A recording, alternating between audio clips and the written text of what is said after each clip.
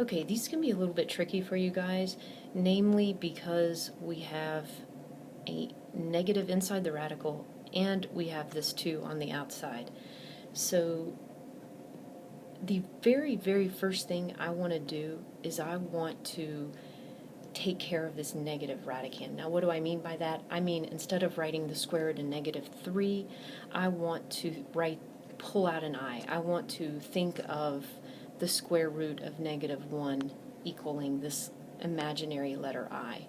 The second thing I want to do is, instead of writing a square on the outside, what I want to do is actually write 2 parentheses. So note my first 2 steps here.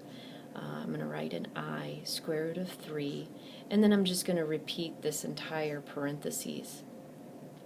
The reason I write it twice is because it tells my brain, hey, I'm going to have to FOIL this just like anything else I've ever done, rather than trying to distribute a 2, which ultimately would be wrong.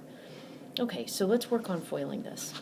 The first thing I want to do is multiply -2 times -2, which gives me 4. Then outer, so I do -2 times I, the square root of 3, and that just all gets multiplied together. I don't have to worry about how they combine.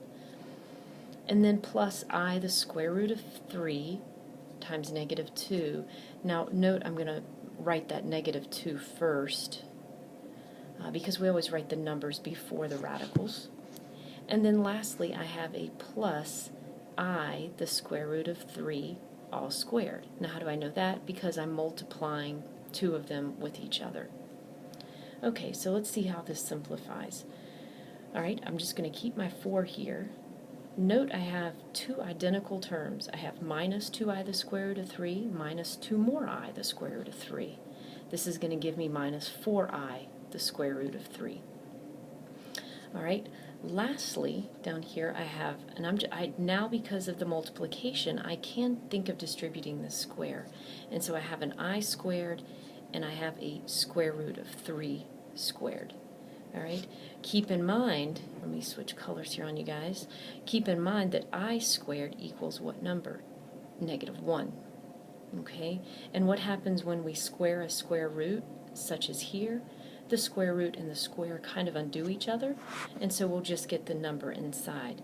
And so I can clean this up and write 4 minus 4I the square root of 3 plus -1 times 3. Alright, and what is -1 times 3? Clearly that's just going to be -3.